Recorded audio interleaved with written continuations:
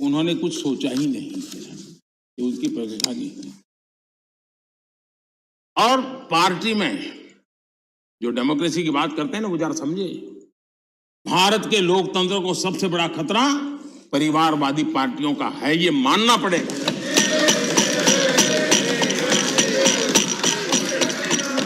और पार्टी में भी जब कोई परिवार सर्वोपरि होता है, तब सबसे पहली कैजुअलिटी, जब पार्टी में भी कोई एक परिवार सर्वोपरि हो जाता है, तो सबसे पहली कैजुअलिटी टैलेंट की होती है।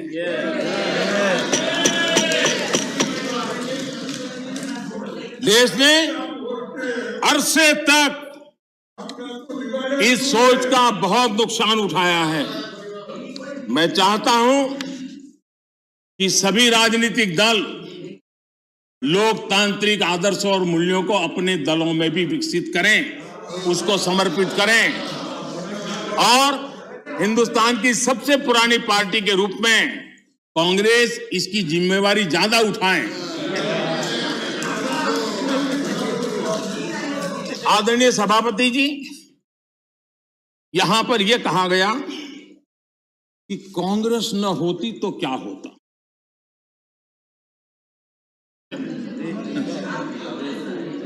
India is Indira, Indira is India, यही सोच का परिणाम है। आदरणीय सभापति जी, मैं जरा बताना चाहता हूं, यह कहा गया है, मैं सोच रहा हूं कि कांग्रेस ना होती तो क्या होता, क्योंकि महात्मा गांधी की इच्छा थी। क्योंकि महात्मा गांधी को मालूम था कि इनके रहने से क्या क्या होने वाला है, और इन्होंने कहा था पहले से इसको खत्म करो, इसको बिखेर दो।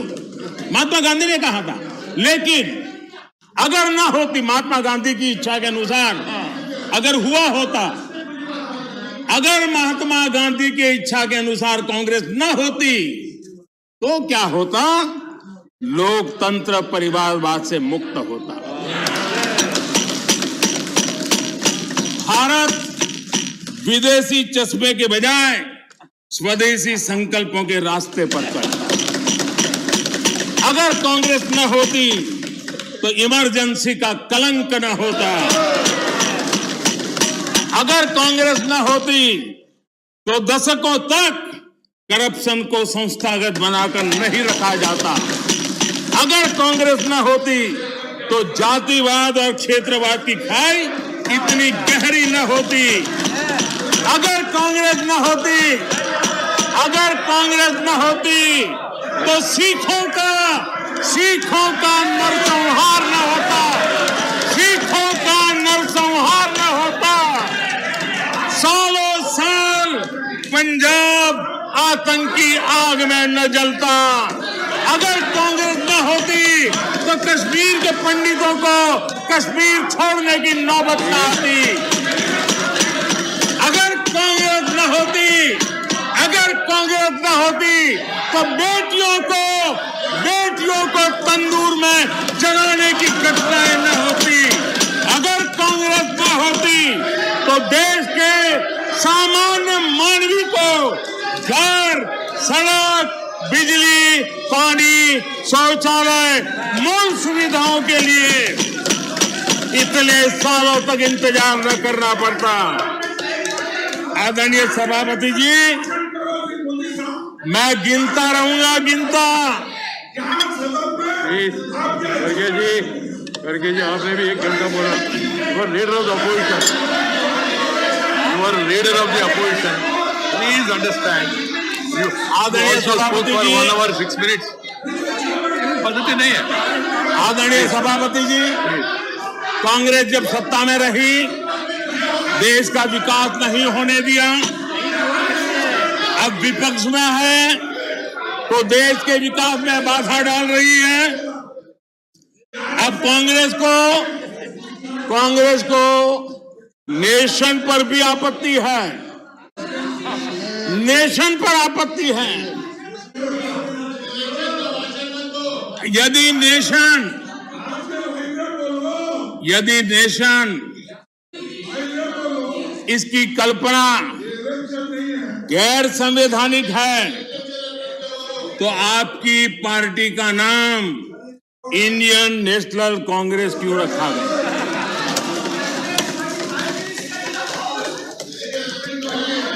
अब आपकी ये नई सोच आई है तो इंडियन नेशनल कांग्रेस नाम बदल दीजिए और आप फेडरेशन ऑफ कांग्रेस कर दीजिए।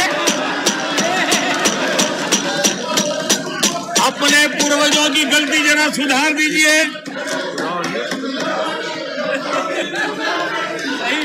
आदरणीय सभापति जी,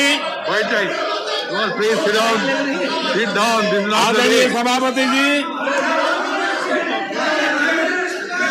यहाँ पर nothing will go on record without my permission. आदरणीय सभापति जी, Without my permission, nothing will go on record. Any comment? Federalism को लेकर भी कांग्रेस, टीएमसी और लेफ्ट सहित अनेक साथियों ने यहाँ बड़ी बड़ी बातें की।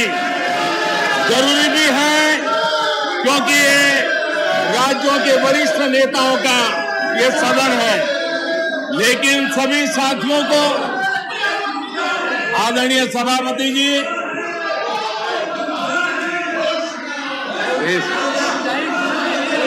This nothing will go on record except what is permitted by the chair. Whatever is permitted by the chair will only go on record. No comment, no noise, no demonstration will go on record. Please, बैठ जाइए.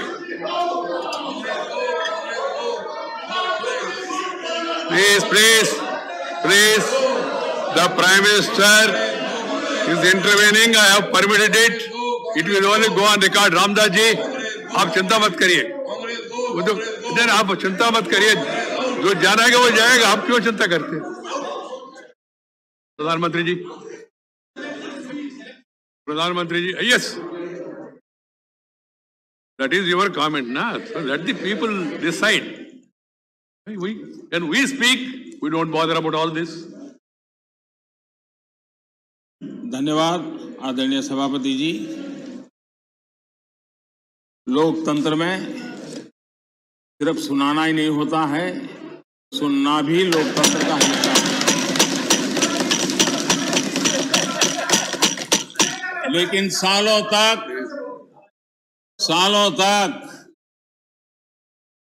उपदेश देने की आदत रखी है, इसलिए जरा बातें सुनने में मुश्किल हो रहा है। आदरणीय सभापति जी, फेडरलिज्म को लेकर कांग्रेस, टीएमसी और लेफ्ट सहित अनेक साथियों ने यहां कई विचारों को प्रस्तुत किया है और बहुत स्वाभाविक है, और इस सदन में इसकी चर्चा होना और स्वाभाविक है क्योंकि यहाँ राज्य के वरिष्ठ नेता, उनका मार्गदर्शन इस सदन में हमें मिलता रहता है। लेकिन जब ये बात करते हैं तब मैं आज सबसे आग्रह करूंगा कि हम फेडरलिज्म के संबंध में हमारे जो कुछ भी विचार हैं, कभी बाबा साहब आम्बेडकर को जरूर पढ़ें, बाबा साहब आम्बेडकर की बातों का स्मरण करें।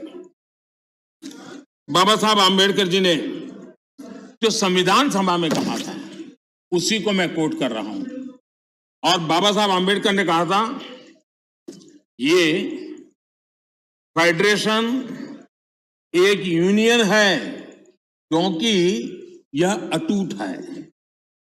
प्रशासनिक सुविधा हेतु देश और लोगों को विभिन्न राज्यों में विभाजित किया जा सकता है। प्रशासन के लिए विभिन्न राज्यों में विभाजित किया जा सकता है, लेकिन देश अभिन्न रूप से एक है। उन्होंने एडमिनिस्ट्रेटिव व्यवस्थाएं और नेशन की कल्पना को स्पष्ट किया है, और ये बाबा साहब आम्बेडकर ने संविधान सभा में कहा है। मैं समझता हूं फेडरलिज्म को समझने के लिए बाबा साहब आम्बेडकर के इतने गहन विचारों से अधिक मैं समझता हूं कि मार्गदर्शन के लिए किसी बात की जरूरत है। लेकिन विशेषता ये है, क्या हुआ है हमारे देश में? फेडरलिज्म के इतने बड़े बड़े भाषण दिए जाते हैं, इतने उपदेश दिए जाते हैं, हम क्या वो दिन भूल गए जब एयरपोर्ट पर जरा जरा सी बातों के लिए मुख्यमंत्री हटा दिए जाते थे?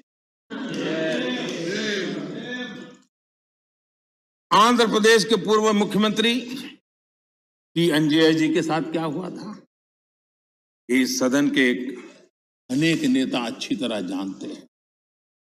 प्रधानमंत्री के बेटे को एयरपोर्ट पर उनका प्रबंध पसंद नहीं आया तो उनको बर्खास्त कर दिया।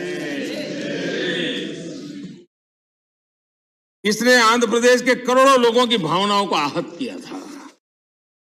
इसी प्रकार कर्नाटका के लोकप्रिय मुख्यमंत्री वीरेंद्र पाटिल जी को भी अपमानित करके पद से हटाया गया था, वो तब जब वो बीमार थे।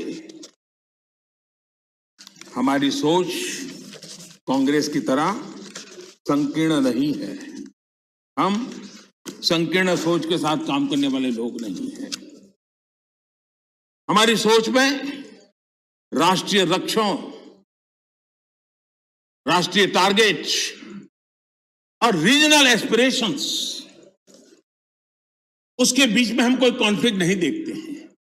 हम मानते हैं कि रीजनल एस्पिरेशंस को उतने ही इज्जत के साथ एड्रेस करना चाहिए, समस्याओं का समाधान करना चाहिए। और भारत की प्रगति भी तब होगी जब देश विकास को ध्यान में रखते हुए रीजनल एस्पिरेशंस को एड्रेस करें। यह दायित्व बनता है। जब हम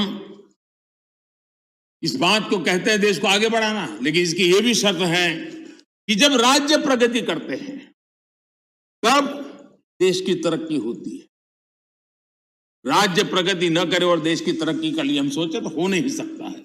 और इसलिए पहली शर्त है राज्य प्रगति करे तब देश की तरक्की होती है। और जब देश की तरक्की होती है, देश समृद्ध होता है, देश के अंदर समृद्धि आती है, तो वो समृद्धि राज्यों में पर्कोलेट होती है और इसके कारण देश समृद्ध बनता है। इस सोच के साथ हम चलते हैं। और मैं तो जानता हूं, मैं गुजरात में था,